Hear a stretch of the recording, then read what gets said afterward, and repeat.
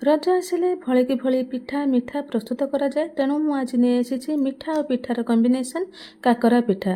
କାକରା ପ୍ରସ୍ତୁତ କରିବା କିନ୍ତୁ ଆମ୍ବରେ ପ୍ରସ୍ତୁତ କରିବା। ଆପଣ ଜାଣିଛନ୍ତି କି ଆମ୍ବରେ ବି କାକରା ପିଠା ପ୍ରସ୍ତୁତ ହୁଏ? ତେଣୁ ଆସନ୍ତୁ ଏହି ରେସିପିରେ ଦେଖିବା କିପରି ଆମ୍ବରେ କାକରା ପିଠା ପ୍ରସ୍ତୁତ ହେଉଛି। ନମସ୍କାର, ଜୟ ଜଗନ୍ନାଥ। ମାମାସ୍ କିଚେନକୁ ଆପଣମାନଙ୍କୁ ସ୍ୱାଗତ। ଯଦି ଆପଣ ମୋ ଚ୍ୟାନେଲରେ ନୂଆ ଅଛନ୍ତି ପ୍ଲିଜ୍ ଚ୍ୟାନେଲକୁ ସବସ୍କ୍ରାଇବ୍ କରିଦିଅନ୍ତୁ। ଫେସବୁକ୍ ପେଜରୁ ଦେଖୁଥିଲେ ଫଲୋ ନିହାତି କରିଦେବେ। ରେସିପି ଭଲ ଲାଗିଲେ ଲାଇକ୍ ସେୟାର ନିହାତି କରିବେ। ଆମ୍ବ କାକରା ପ୍ରସ୍ତୁତ କରିବା ପାଇଁ ପ୍ରଥମେ ପୁର ପ୍ରସ୍ତୁତ କରିନେବା। ପୁର ପ୍ରସ୍ତୁତ କରିବା ପାଇଁ ଗ୍ୟାସରେ ଗୋଟିଏ ପ୍ୟାନ୍ ବସାଇ ନେଇଛି। ପ୍ୟାନ୍ରେ କିଛି ଘିଅ ଦେଇଦେଇଛି। ଆପଣଙ୍କୁ ଯଦି ଘିଅ ପସନ୍ଦ ନାହିଁ ତାହେଲେ ଆପଣ ଅଏଲ୍ ଦେଇପାରିବେ। ଯଦି ଅଏଲ୍ ଘିଅ କିଛି ବି ଦେବା ପାଇଁ ଚାହୁଁନାହାନ୍ତି ଆପଣ ସ୍କିପ୍ କରିପାରିବେ। ନର୍ମାଲ ମଧ୍ୟ ପୁର ପ୍ରସ୍ତୁତ କରିପାରିବେ। ପ୍ୟାନ୍ରେ ଘିଅ ଦେଇସାରିବା ପରେ ସେଥିରେ ମୁଁ ଗୋଟେ ବଡ଼ ନଡ଼ିଆ କୋରିକି ରଖିଥିଲି ତାକୁ ଦେଇଦେଇଛି। ଦେଇସାରିବା ପରେ ସେଥିରେ 3/4 କପ୍ ଚିନି ଦେଇଦେଇଛି। ଚିନି ଦେଇସାରିବା ପରେ 2ରୁ 3 ଚାମଚ ପାଣି ଦେଇଦେଇଛି। ଯଦି ଆପଣ ନଡ଼ିଆ ପୁରକୁ ସଫ୍ଟ କରିବା ପାଇଁ ଚାହୁଁଥିବେ ତାହେଲେ ସେଥିରେ 2ରୁ 3 ଚାମଚ ପାଣି ଦେଇଦେବେ। ପାଣି ଦେବା ବେଳେ ଭିଡ଼ିଓ ସୁଟ୍ ହୋଇପାରେ ନାହିଁ, ତେଣୁକରି ଆପଣ ନିହାତି ସଫ୍ଟ କରିବା ପାଇଁ 2ରୁ 3 ଚାମଚ ପାଣି ଦେଇଦେବେ। ଦେଇ ଭଲ ଭାବରେ ମିଶାଇ ନେବେ। ଗ୍ୟାସକୁ ଲୋ ଫ୍ଲେମ୍ କରି 2ରୁ 3 ମିନିଟ୍ ଭାଜି ସାରିବା ପରେ ନଡ଼ିଆ ପୁର ଆମର ସଫ୍ଟ ହେଇ ଆସିଲାଣି। ବର୍ତ୍ତମାନ ସେଥିରେ ଗୋଲମରିଚ ପାଉଡ଼ର ଆଉ ଅଳେଇଚ ପାଉଡ଼ର 1 ଚାମଚ ମିଶାଇକି ଦେଇଦେବା। ଏଠି ଦେଖନ୍ତୁ ମୁଁ 1 ଚାମଚ ଅଳେଇଚ ପାଉଡ଼ର ଆଉ ଗୋଲମରିଚ ପାଉଡ଼ର ଦେଇଦେଇଛି। ବର୍ତ୍ତମାନ ଭଲ ଭାବରେ ମିଶାଇ ନେବା। ଦେଖନ୍ତୁ କେତେ ବଢ଼ିଆ ଭାବରେ ଆମର ପୁର ପ୍ରସ୍ତୁତ ହୋଇଯାଇଛି, ସଫ୍ଟ ହୋଇଯାଇଛି। ବର୍ତ୍ତମାନ ଏହି ପୁରକୁ ଗୋଟିଏ ପ୍ଲେଟ୍କୁ ବାହାର କରିନେବା। ପ୍ଲେଟ୍କୁ ପୁର ବାହାର କରିସାରିବା ପରେ ରେଷ୍ଟ ଛାଡ଼ିଦେବା ଥଣ୍ଡା ହେବା ପାଇଁ। ବର୍ତ୍ତମାନ ନେକ୍ସଟ ପ୍ରୋସେସକୁ ଯିବା। ମୁଁ ଏଠି ଗୋଟିଏ ଆମ୍ବ ନେଇ ଭଲ ଭାବରେ କାଟି ତାର ଶସକୁ ସବୁ ବାହାର କରିନେଇଛି ବା ପଲ୍ପକୁ ସବୁ ବାହାର କରିନେଇଛି। ବାହାର କରିସାରିବା ପରେ ଗୋଟିଏ ଗ୍ରାଇଣ୍ଡିଙ୍ଗ ଜାରରେ ଦେଇଦେଇଛି। ଆପଣ ଚାହିଁଲେ ଏଇଠି ଗୋଟେ ପିଞ୍ଚ ହେବ ଫୁଡ୍ କଲର୍ ମିଶାଇ ପାରିବେ। ମୁଁ ଏଠି ଗୋଟେ ପିଞ୍ଚ ହେବ ଫୁଡ୍ କଲର୍ ମିଶାଇଛି ଆମ୍ବର କଲର୍ ବଢ଼ାଇବା ପାଇଁ। ଆପଣ ଚାହିଁଲେ ମିଶାଇ ପାରିବେ, ନହେଲେ ସ୍କିପ୍ କରିପାରିବେ। ଏଇଠି ଦେଖନ୍ତୁ ଆମ୍ବର ପଲ୍ପକୁ ମୁଁ ଗ୍ରାଇଣ୍ଡ କରି ଆଣିଛି। ଗ୍ରାଇଣ୍ଡ କରିସାରିବା ପରେ ଗୋଟେ ବାଉଲରେ ରଖିନେଇଛି। ଆପଣ ଏହିପରି ଗୋଟେ ବାଉଲ କିମ୍ବା କପ୍ ସେଟ୍ କରନ୍ତୁ ଯେଉଁଥିରେ କି ସୁଜି ଚିନି ସବୁ ଜିନିଷ ମାପିକି ନେଇପାରିବେ। ଆମ୍ବ ଗୋଟିଏ କିମ୍ବା 2ଟା କହିଲେ ଠିକ୍ର ମାପ ଜଣାପଡ଼ିବନି। ବଡ଼ ଥାଇପାରେ ଆମ୍ବ, ଛୋଟ ଥାଇପାରେ ଆମ୍ବ, ତେଣୁକରି ଆପଣ ଏହିପରି ଗୋଟିଏ ବାଉଲ କିମ୍ବା କପ୍ ସେଟ୍ କରନ୍ତୁ ଯେଉଁଥିରେ କି ଚିନି ସୁଜି ପାଣି ସବୁ ଜିନିଷ ଆମେ ମାପିକି ନେଇପାରିବା।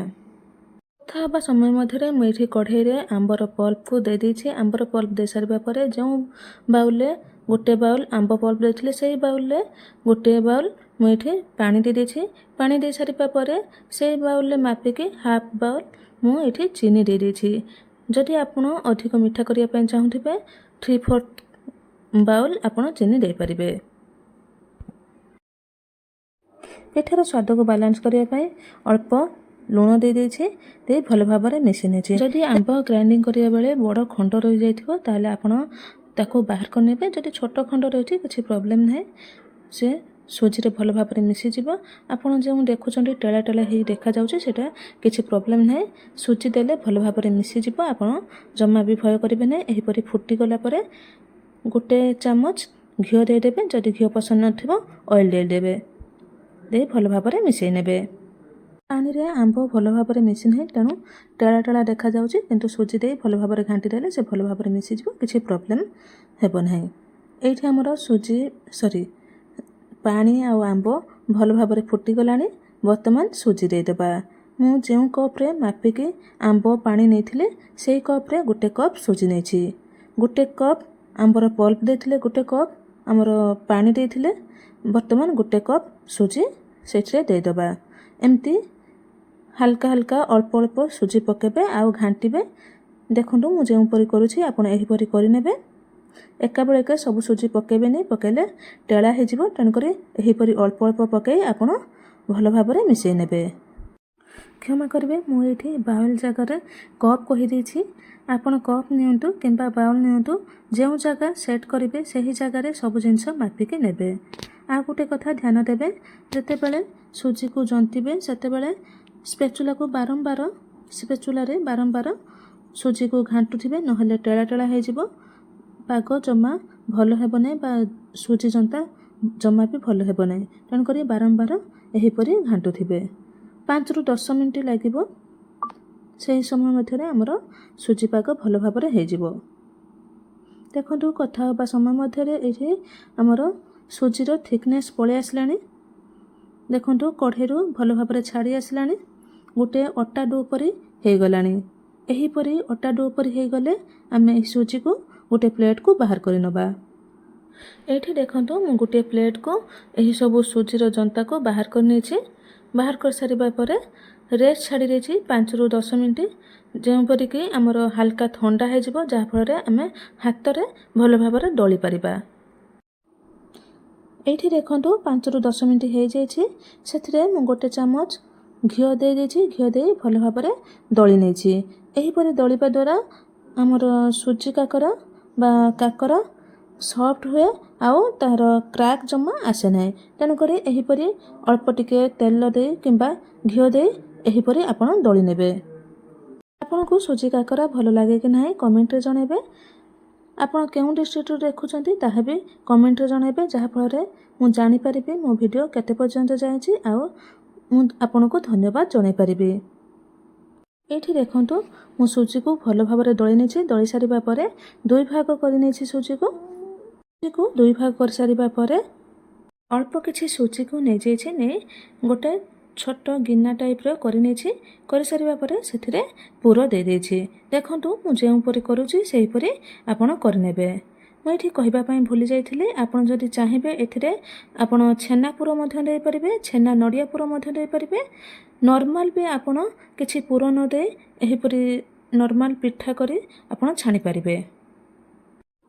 ଦେଖନ୍ତୁ ମୁଁ ଯେଉଁପରି ପିଠାରେ ପୁର ଦେଇ ସାରିବା ପରେ ପିଠାକୁ ବନ୍ଦ କରି ନେଉଛି, ପିଠାର ମୁହଁକୁ ବନ୍ଦ କରି ନେଉଛି, ଆପଣ ସେହିପରି ବନ୍ଦ କରିନେବେ। ଦେଖିବେ ଜମା ବି ପିଠାର କ୍ରାକ୍ ଆସିବ ନାହିଁ।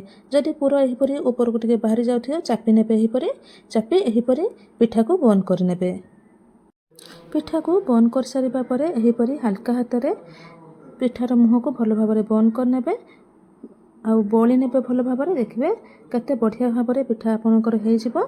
ଦେଖନ୍ତୁ କେତେ ବଢ଼ିଆ ଭାବରେ ହେଇଛି, ଜମା ବି କ୍ରାକ୍ ଆସିନାହିଁ।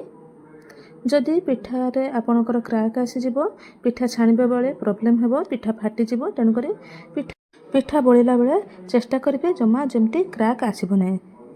ଦେଖନ୍ତୁ କେତେ ସୁନ୍ଦର ଭାବରେ ଆମର ପିଠାଟି ପ୍ରସ୍ତୁତ ହୋଇଯାଇଛି। ଏହିପରି ଆପଣ ସବୁଯାକ ପିଠା ପ୍ରସ୍ତୁତ କରିନେବେ। ମୋର ଏଇଠି 1 କପ୍ ସୁଜିରେ 10ଟି ପିଠା ପ୍ରସ୍ତୁତ ହୋଇଥିଲା। ଯଦି ଆପଣ ଛୋଟ ସାଇଜ୍ କରିବେ ତାହେଲେ ଆପଣଙ୍କର 13ରୁ 14ଟି ପିଠା ପ୍ରସ୍ତୁତ ହୋଇପାରିବ। ମୁଁ ଏଇଠି ଟିକେ ବଡ଼ ସାଇଜ୍ କରିଥିଲି, ତେଣୁକରି ମୋର 10ଟି ପିଠା ହୋଇଥିଲା।